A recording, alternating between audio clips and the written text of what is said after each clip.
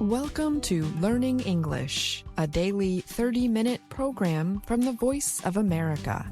I'm Ashley Thompson. And I'm Mario Ritter Jr. This program is designed for English learners, so we speak a little slower and we use words and phrases especially written for people learning English. Today, you will hear stories from Brian Lynn and Anna Mateo. Later, Jill Robbins and John Russell present an everyday grammar lesson on separable phrasal verbs. Finally, we hear today's lesson of the day.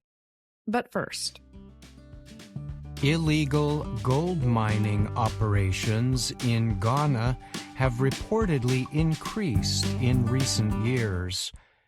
The activities present dangerous risks to the individuals involved as well as environmental harms. The Reuters news agency recently reported on the issue. Reporters with the news agency visited such an operation in western Ghana.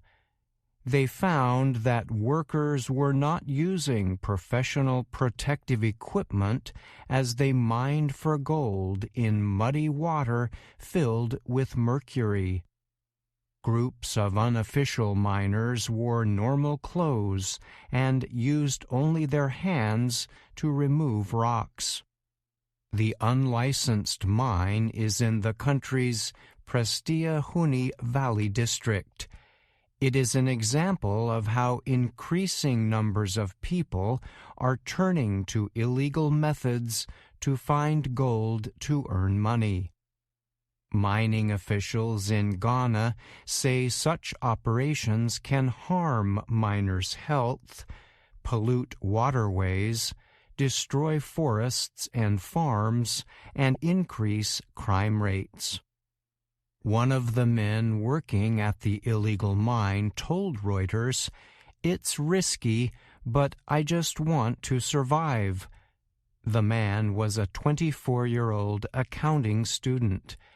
He did not want to be named because he is involved in illegal activities. He told Reuters he had been missing classes to search for gold because he needs the money. The unlicensed gold mining industry is known in Ghana as galamsey. The industry has grown quickly over the past year.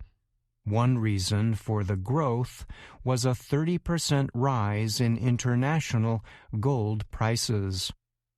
Small mines produced 34 million grams of gold in the first 7 months of this year, official government records show.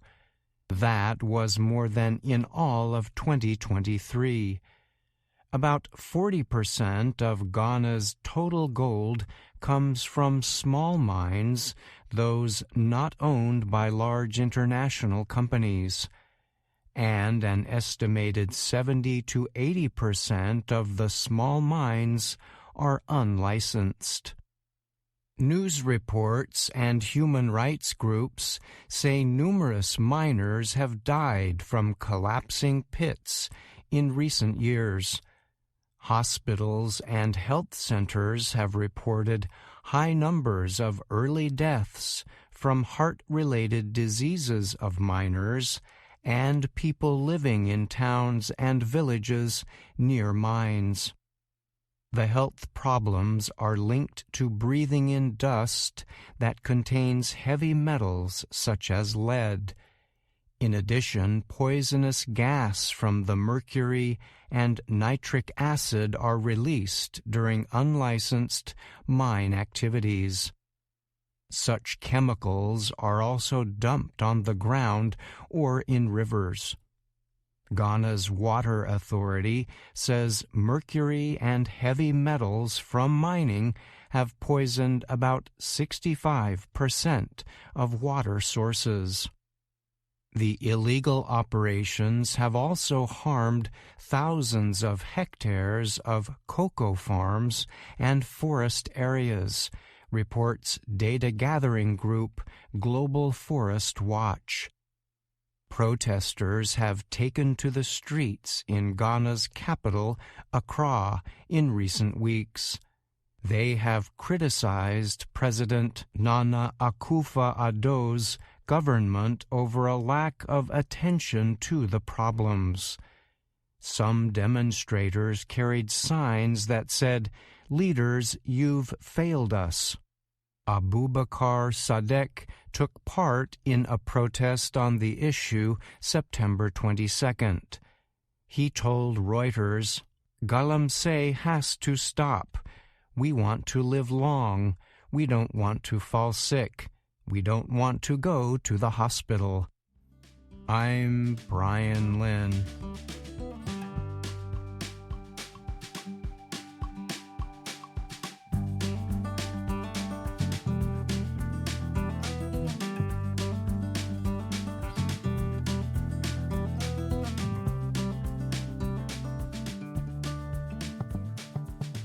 The Grand Egyptian Museum in Giza will open a limited number of exhibits about ancient Egypt, starting this week. The limited opening will be a test run of the still unannounced official opening of the museum, officials said. Starting on October 16th, 4,000 visitors per day will be permitted to view limited areas of the main galleries, said Al-Tayeb Abbas. He is assistant to Egypt's Minister of Antiquities. Museum officials have repeatedly delayed the museum opening for many reasons, including the COVID-19 pandemic. Some areas have been open since 2022 for limited tours. The museum is a huge project near the famous Giza pyramids. The building project began more than 12 years ago and has cost more than $1 billion so far. The Egyptian government says more than 100,000 artifacts of Egypt's ancient treasures are on show at the site.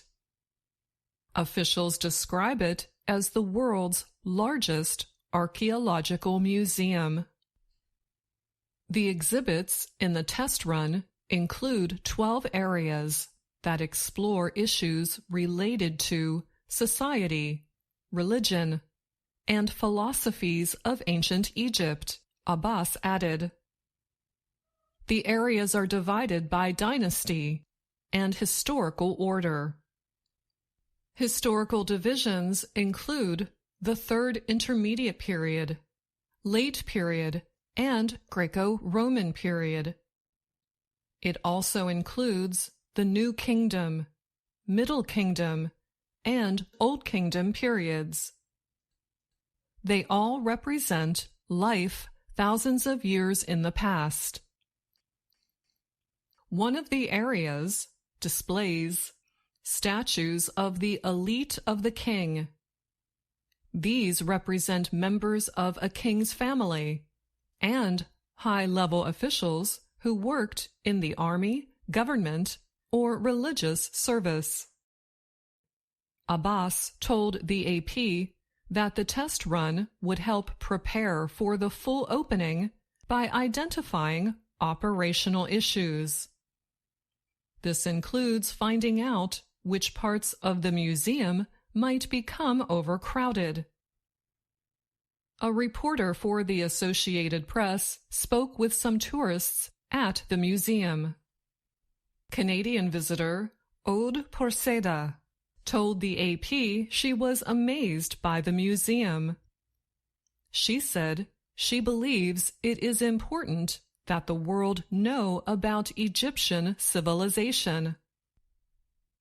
Jorge Licano, a visitor from Costa Rica, expressed similar praise. There is a lot of history and a lot of things we are not aware of, especially coming from the other side of the world, and seeing everything here and learning from the locals has been great, he said. The limited opening includes the museum's so-called Grand Staircase. It is 6 stories high with a view of the nearby pyramids.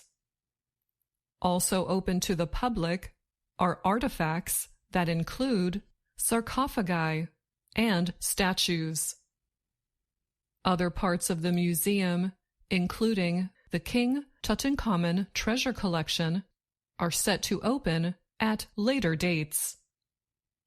All the exhibit space is equipped with high-level technology and permit different kinds of media presentations to help explain the lives of ancient Egyptians, including kings, said museum official Aissa Zidane. Some exhibits will use virtual reality to explain the history of burial and its development throughout ancient Egypt. The museum is not only a place to display antiquities, but it also aims to attract children to learn about ancient Egyptian history. The museum is a gift to all the world, Zidane told the AP. I'm Anna Mateo.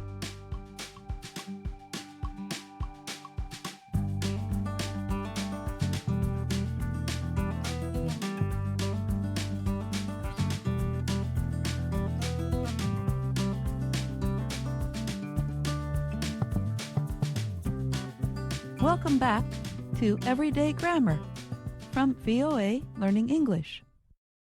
Today, we return to a very common verb form in English, phrasal verbs. You will find one phrasal verb in every 192 words of written English. They will make your English sound more natural once you begin using them correctly. In an earlier program, we explained how and why English speakers use them. Today, we look at some often used phrasal verbs. This type of phrasal verb allows a direct object to come between the verb and the preposition or adverb. As you will hear, there is a special rule that learners should know about when using these 10 phrasal verbs. As you know, a phrasal verb is a phrase with 2 or more words, a verb and a preposition or adverb or both. We call the preposition or adverb a particle when it combines with a verb. Here are 2 examples. Please put the lamp on the desk. I think you're putting me on. In the first sentence, on is a preposition showing the position of the lamp. In the second sentence, on is an adverbial particle. Put on is a phrasal verb meaning fool or trick in this sentence. An important point is that a regular verb plus preposition combination has 2 meanings.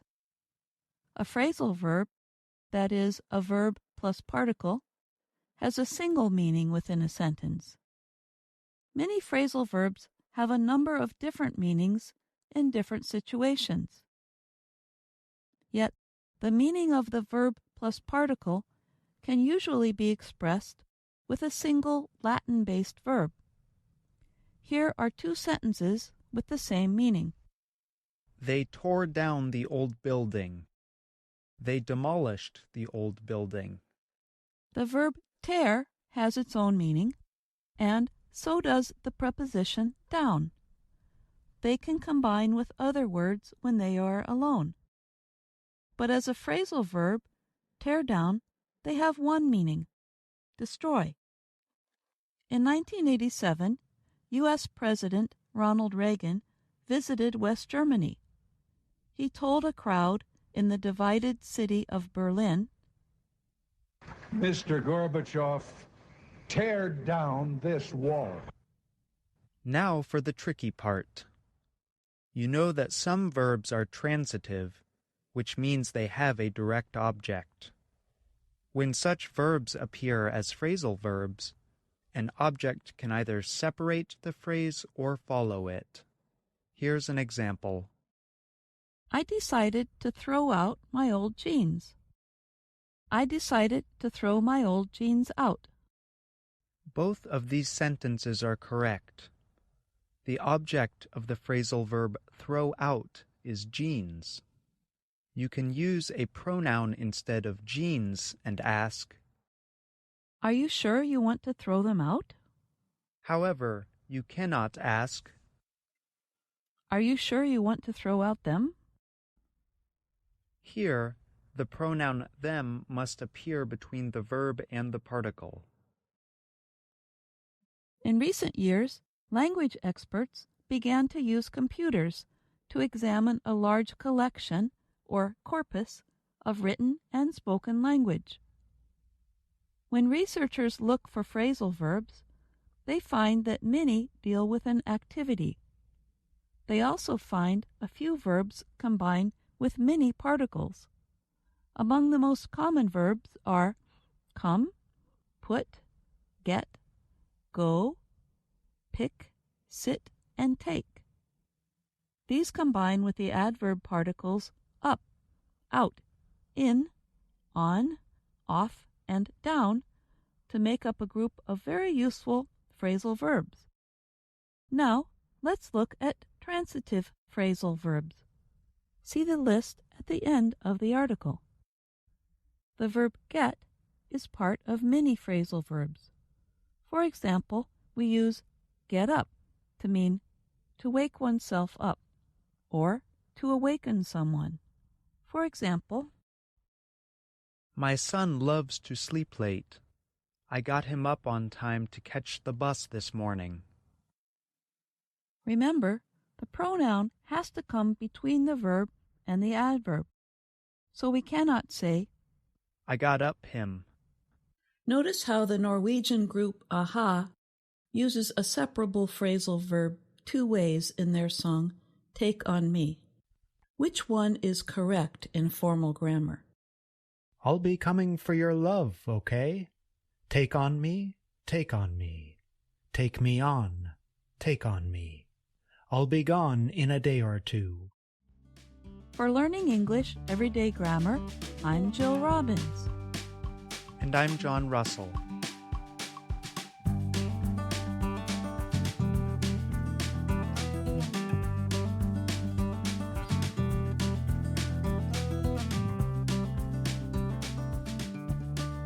VOA Learning English has launched a new program for children. It is called Let's Learn English with Anna. The new course aims to teach children American English through asking and answering questions and experiencing fun situations. For more information, visit our website, learningenglish.voanews.com.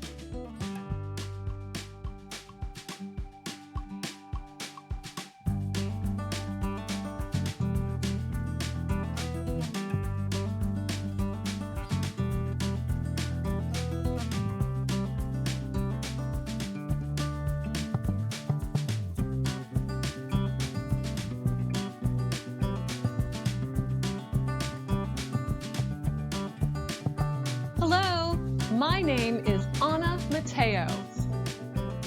My name is Andrew Smith. And my name is Jill Robbins. You're listening to the Lesson of the Day on the Learning English podcast. Welcome to the part of the show where we help you do more with our series, Let's Learn English. This series shows Anna Mateo in her work and life in Washington, D.C. In another lesson of the day, we started to look at Lesson 37 of the series. In Lesson 37, Anna starts talking to a man who is visiting Washington, D.C. The man lives in a rural area and does not feel comfortable in the city. Soon, Anna and the man start talking about whether they prefer to live in the city or the country. And in this situation, the word country just means a rural area. Let's listen to their conversation. Thank you. Thank you. Are you okay? You seem nervous. Well, this is my first visit to Washington, D.C. I'm from a small town in the country. Feel a little lost. I'm from the country too, and I understand. When I first came here, I felt lost all the time. So, do you like living in the country or in the city? I like to live in the city. Why? The city is exciting. It has more culture than the country. There are many museums and restaurants. Every night, there's theater and music. And there are more jobs. That is why I'm here. Well, I agree. There is more culture in the city, and there might be more jobs, but the country has more nature. It's peaceful and beautiful. There are more trees and mountains. The air is clean. You can go hiking and camping. The city is not beautiful. It's noisy and dirty. I disagree. I think all the different buildings are beautiful. And I like to watch all the different people. That's another thing that is different. People in the country are friendly. They always say hello. Here, no one says hello. I think city people are rude. Well, I agree. Country people are friendly. But I don't think city people are rude. I think they're just busy. That's a good point. Anna and the man disagree because they have different preferences, which means things they prefer or like more. And I think it's important to notice that even though they disagree about some things, they are not really arguing or fighting about their preferences. True, they are not being disagreeable. Disagreeable is an adjective we can use to describe people behaving in a negative or rude way. Unpleasant is another adjective we can use to describe this. Like, we can say that a way in which a person is talking is disagreeable or unpleasant. And with Anna and the man, we can say that they are acting agreeably.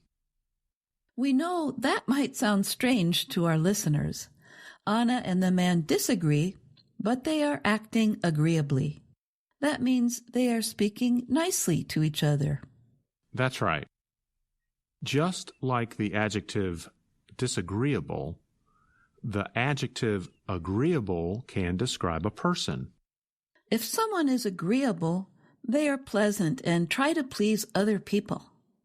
So, listeners, see if you understand this sentence. They are agreeably disagreeing. That means they are disagreeing in a nice way. Remember, it's fine to disagree. There's no problem with that. But try not to be disagreeable when you disagree. I'm Jill Robbins, and you're listening to the Lesson of the Day on the Learning English podcast. In their conversation, Anna and the man do agree about some things. That's right. They do find some common ground. They agree that there are more jobs in the city and that people from the country are friendly. To find common ground means to find things that you agree about, even when you disagree about other things. Now let's listen to the rest of Lesson 37 and find out what else they might agree on. Well, I agree. Country people are friendly. But I don't think city people are rude. I think they're just busy. That's a good point. Look at me. I live in the city, and I said hello to you. But you are from the country. I have an idea. Let's say hello to people, to many people. What? Why? Well, if we say hello, then they will say hello to other people. Hello? And they will say hello to more people. That's a great idea. I'm glad you found my bag. Come on, let's go say hello to people. We don't have to agree with people. They have their opinions, we have ours. And as we like to say, you can always agree to disagree. Until next time, hello! In the city, saying hello to all the people who walk past you on the street is not normal behavior. But then again, Anna does not always behave normally. No, she doesn't. When Anna and the man go up to lots of people in the city and say hello, they are breaking a cultural norm. As you can hear, the word norm sounds similar to the word normal. A cultural norm is a behavior, attitude, or belief that is commonly shared within a certain culture. For example, in the United States, it is a cultural norm to apologize if you are late for a meeting. Another cultural norm is for men and women to shake hands when they meet at a business meeting. We can say that people break cultural norms when they show behaviors, attitudes, or beliefs not commonly shared within a culture. And we use the verb adhere, spelled A-D-H-E-R-E, plus the preposition to talk about following the usual or normal behaviors within a culture. For example, we might say in an important business or government meeting, people usually adhere to cultural norms. In a physical sense, the verb adhere means to stick to something. For example, glue adheres to most surfaces. Social norms means the same thing as cultural norms. That's a good point. Now, let's review some of the vocabulary from today's lesson of the day. We have the adjectives agreeable and disagreeable to describe either good or bad behaviors or conditions. And we have the adverb form of those words, agreeably and disagreeably. And we have the words pleasant and unpleasant, which also describe good and bad. Then there's the expression, find common ground. And next we talk about cultural or social norms and the expressions break cultural norms and adhere to cultural norms. Now, here's something for our listeners to do. Write to us and tell us what you think is an important cultural norm in your own culture. We might discuss what you tell us in a future lesson of the day. And you can email that to learningenglish@voanews.com. Remember, you can find us on Facebook, YouTube, and Instagram. You can also find all the episodes of Let's Learn English on our website at learningenglish.voanews.com. And thanks for listening. I'm Dr. Jill. And I'm Andrew Smith.